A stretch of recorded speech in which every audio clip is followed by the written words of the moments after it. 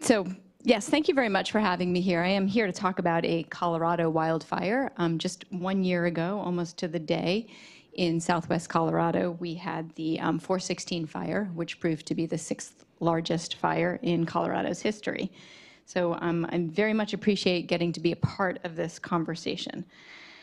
So just to kind of describe a little bit about what we are, we're a local public health agency in southwest Colorado. We serve 2 counties. Our 2 counties add up to 70,000 residents.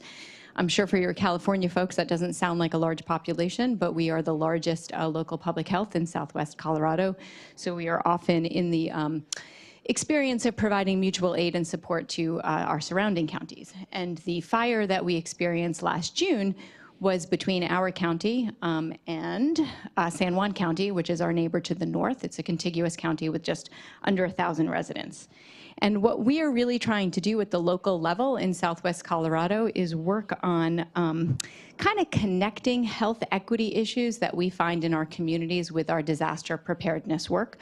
So this includes wildfires and other types of disasters. So here's just a visual. That little square down there shows the corner of Colorado that we're in. We're Durango, which on this slide is the center of the universe. Silverton, which is our neighbor to the north, is just that black line is the train tracks. So many of you have probably heard of the Durango-Silverton narrow gauge railroad that runs between our 2 towns. Silverton is not on this map, but as you can see, there's 1.8 million acres of national forest between us and Silverton.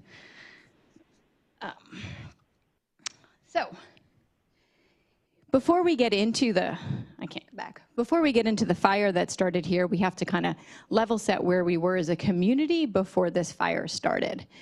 So last spring, we learned in southwest Colorado that there's actually a 5th level in the U.S. drought monitor. We thought when we were extreme drought, we were at the highest level, but it turns out that there's exceptional drought. And so April 2018, we hit the exceptional drought mark. And this is a picture of April 2018, our mountains that should be covered in snow. This is about 25% of normal snowpack. So with that, by May of 2018, out of our state governor's office, they had set up a drought task force, and they came down to visit us to ask us what our needs were going to be going into this drought season. So I think it's really important when we talk about wildfire to connect it to, wildfire is not a short duration incident. It has a long history of health equity issues.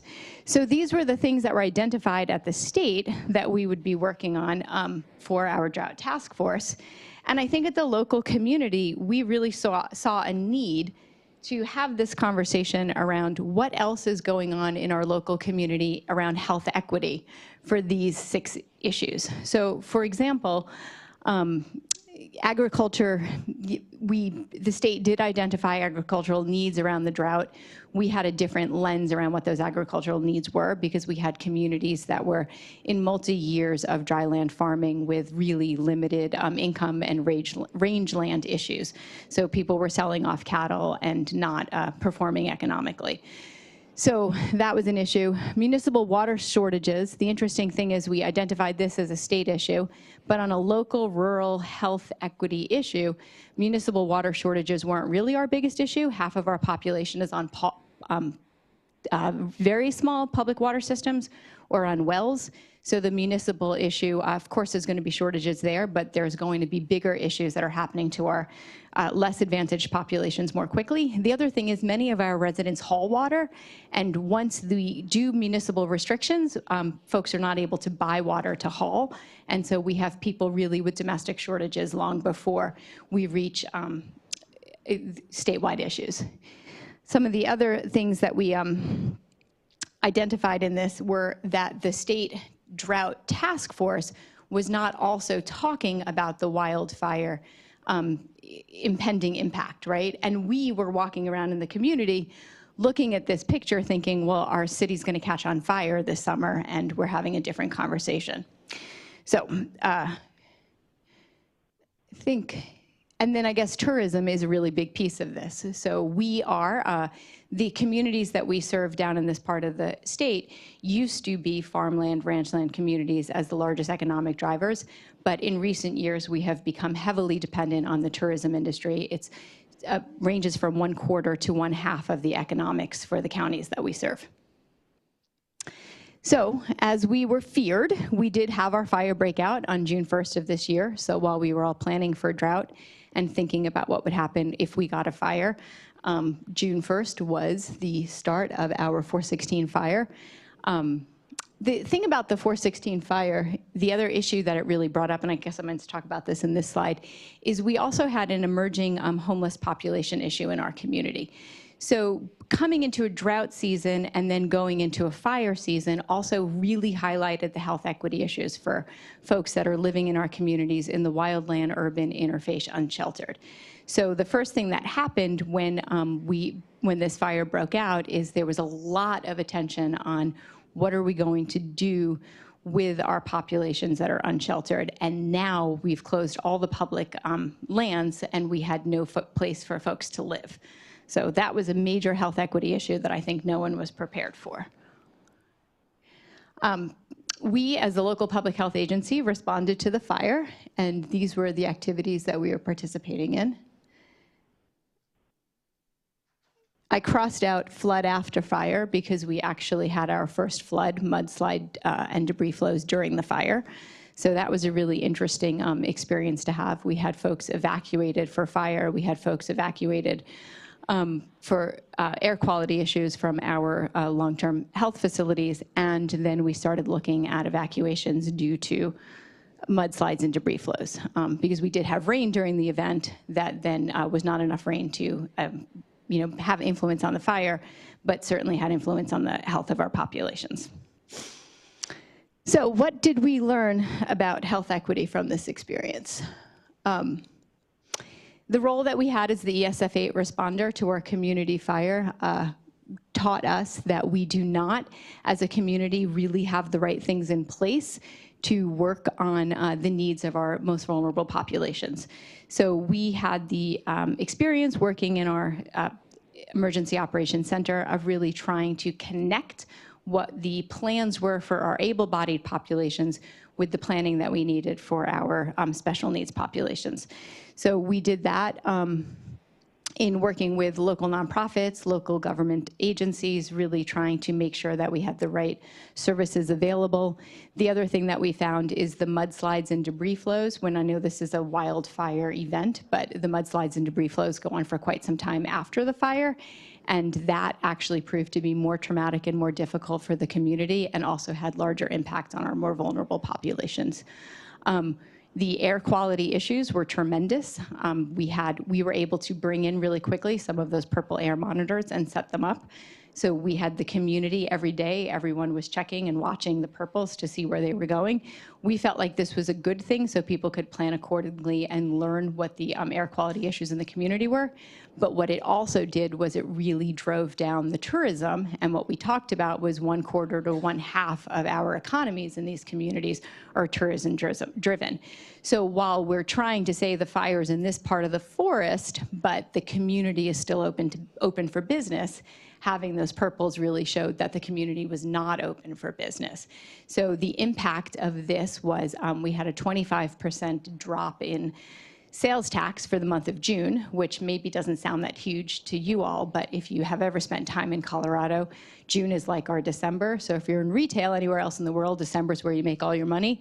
Well, in our communities, folks really put it in the bank in June, and they make it through the year based on what they did in June. And many businesses closed, and we still have vacancies in the downtowns that were affected by this, by this fire 1 year later. So that was kind of an unexpected. I think as a local public health, we did not have the long-term vision of what this would do economically, but we did have the short-term vision of what the financial impacts were during the fire. So while we were there to respond to the access and functional needs and support our partners in that response, we really pushed hard to open a disaster assistance center during the response. And this is because when you are living in a tourist economy, you have a huge number of folks in the community who are working in jobs without a safety net.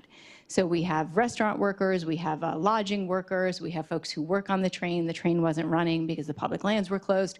We have folks that do outdoor recreation in mountains and rivers and that kind of thing, and none of these folks were getting paychecks, and certainly don't work in sectors where there's a safety net either built in or at home in the bank. So we opened the Disaster Assistance Center probably 1 week into the fire, and we feel like that was a really important thing to bring to the community, and it was a little bit unexpected. There was a lot of conversation about, well, this Disaster Assistance Center should be during the recovery, and we said, no, we really need this during the response. So these were our lessons learned in our 416 fire. We did really kind of learn some differences between how traditional emergency planning is handled and then how we need to see it from a health equity perspective. And we found that there were some things that were like, okay, we could see this coming, and then there were a lot of things that were huge surprises. Since that time, we have been able to access some health equity funding to stand up an equity and emergency preparedness task force in our community. We got some state funding to do this, and what we're trying to do in this program is bring together all of our community partners who typically serve our underserved and vulnerable populations with our emergency managers who typically do not understand well how to serve our vulnerable populations. So this is an example of the workshop that we did. We're doing full day planning and exercises with emergency management and then some service providers for underserved populations, including service providers for our homeless populations.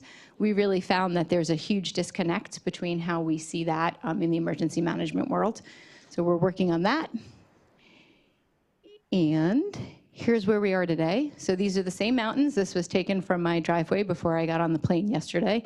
And so when we saw them from April 2018 and looked at the snowpack, this is a June 2019 snowpack.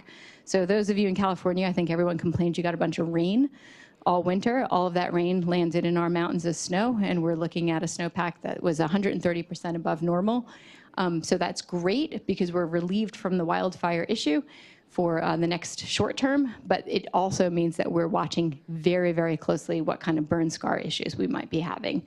And what kind of mudslides and debris flows we may be having. And that is my presentation. Thank you.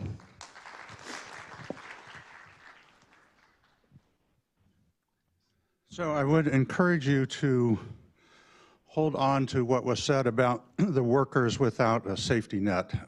We will be hearing more about that in the next session as well.